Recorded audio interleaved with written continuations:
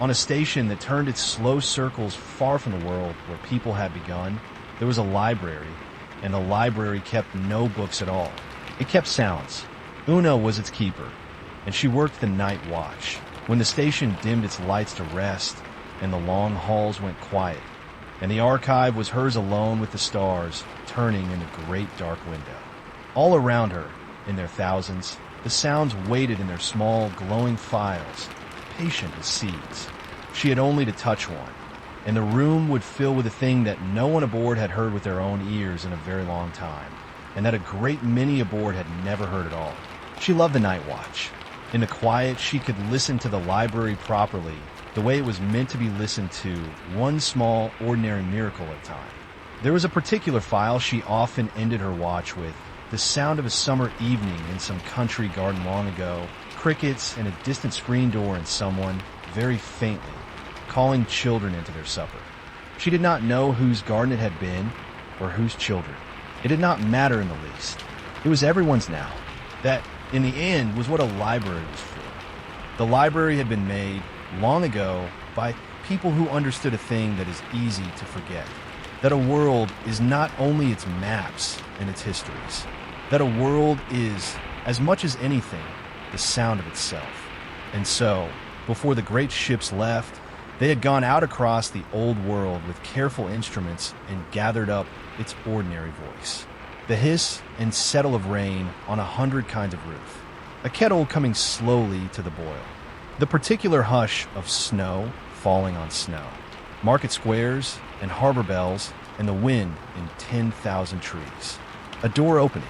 A dog greeting someone it loved. And laughter, a great deal of laughter, the laughter of children most of all, which is very nearly the same in any tongue and on any world.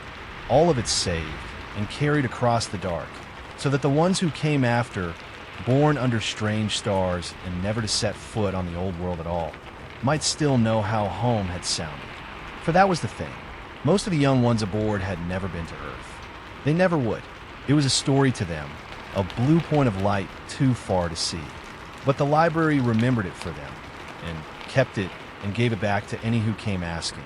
There were sounds in it so small that no one had ever thought to name them until they were gone. The creak of a particular stair, the click of a switch in a dark hall, bathwater running, bees in a lavender bush on a hot afternoon, the scrape of a chair pulled out for a guest, a page turning, fat spitting in a hot pan, church bells 3 villages off, carried on the wind of a Sunday morning. Each one was nothing at all on its own. Each one, together with all the rest, was the whole unrepeatable music of a world. It was late in the night watch when the child came. A girl of perhaps 9, in the soft clothes of the sleep hours, standing very small in the doorway with her hands twisted together in front of her. Una knew most of the station's children, but this one she knew only a little. Juno, her name was. She had lost her grandmother not long before, the old woman who had come out from Earth as a girl herself, one of the last who could say she had truly walked upon it. Una set down her work and asked the child, gently, what had brought her to the archive so late and so far from her bed. Juno was quiet a moment, gathering her courage the way children do. Then she said that her grandmother used to tell her about a sound from the old world, from the garden of the house where she had grown up. Rain, her grandmother had said, falling on the broad leaves of a tree that grew by the kitchen window, a great soft green drumming, the finest sound in all the world to fall asleep to. Her grandmother had described it 100 times, and now her grandmother was gone, and Juno found that she could no longer quite hear it in her memory, the way you lose the sound of a voice a little more with every passing day. And she had wondered, she said, her voice very small, whether the library might have it. The rain, on the leaves, so that she might hear it once, properly, before she forgot it altogether. Una felt something turn over quietly in her chest. For this was the whole of why the library existed, the entire reason it had been carried all this way across the dark. And it was not often that a person came to it with a need so pure and so simple. She sat the child down in the good chair, the soft one, and she began to search. There were a great many rains in the library. Rain on tin, and rain on slate, and rain on still water, and rain on the canvas of tent. She played a little of each, softly, and watched the child's face, and each time Juno listened with her whole self, and then, gently, shook her head. Not that one. Not quite that one. Some came close. There was one, rain on the wide leaves of some southern plant, that made the child pause a long moment before she shook her head, and Una could see how much she wanted to say yes, how tired she was, how she longed to be finished with searching and simply to have found it.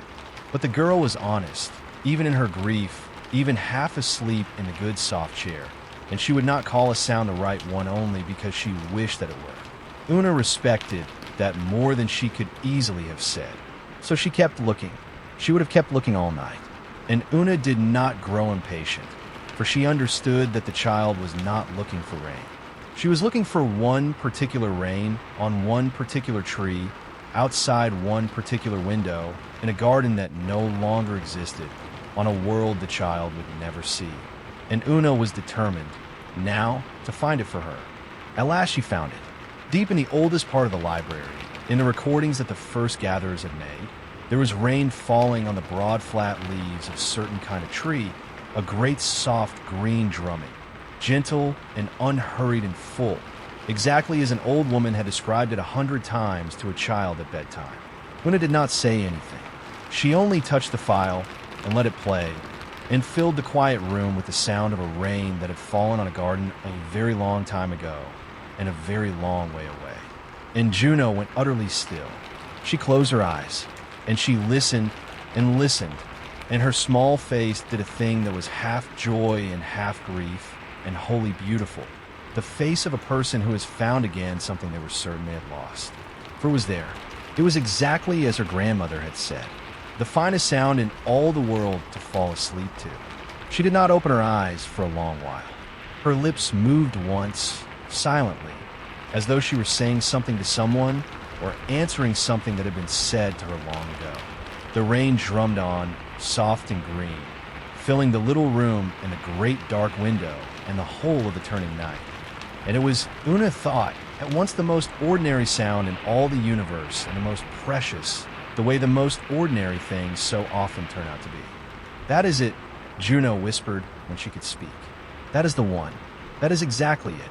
And then, after a moment, very quietly, it is like she is here, just for a minute. It is like I am sitting in her garden, and she is telling me to go to sleep. Una let the rain play on, and did not hurry it, and the two of them sat together in the sound of a homeworld neither of them had ever touched, an old archivist and a small girl, listening to the rain fall in a garden that lived now only here, in this library, in the dark between the stars. It seemed to Una the most important work in all the world, in that moment, the keeping of such a thing. She had always believed it was. But some nights she was reminded, and this was one of them, and the reminding was a gift. Before Juno went back to her bed, Una made her a copy of the rain, a small file of her very own, so that she might play it on the nights when she needed it and never lose it again. It was hers now, to keep, Una told her, and the garden and the broad-leaved tree and the grandmother who had loved them both lived in it still, and always would, for as long as she cared to listen. And she told her one thing more, that the library was open to her, always, on any quiet night she'd like, for there were 10,000 more sounds waiting in it, a whole world's worth, and a girl who had found one so dear might find a great many others to love in the years to come. A market at dawn, a harbor bell, the particular hush of snow falling on snow. A homeland, Una said, was not only a thing a person had to be born upon. Sometimes it was a thing you could come to, gently one sound at a time, in the dark between the stars. Juno looked up at her, and at the rows of softly waiting files, all the saved voice of a world she would never see, but might always now be able to hear. And she said, very seriously, that she thought she should like to hear the whole of it one day, every single sound there was. Una laughed, softly, and said that it might well take a lifetime. Juno said that she did not mind, and the rain played on, soft and green and unhurried, in the dark between the stars, exactly as it had fallen once on a garden, on the old and distant world where people had begun. Wherever you happen to be tonight, and whatever quiet task is keeping your hands busy, thank you for spending this little while here with us. Rest easy, And whenever you are ready, there will always be another story waiting.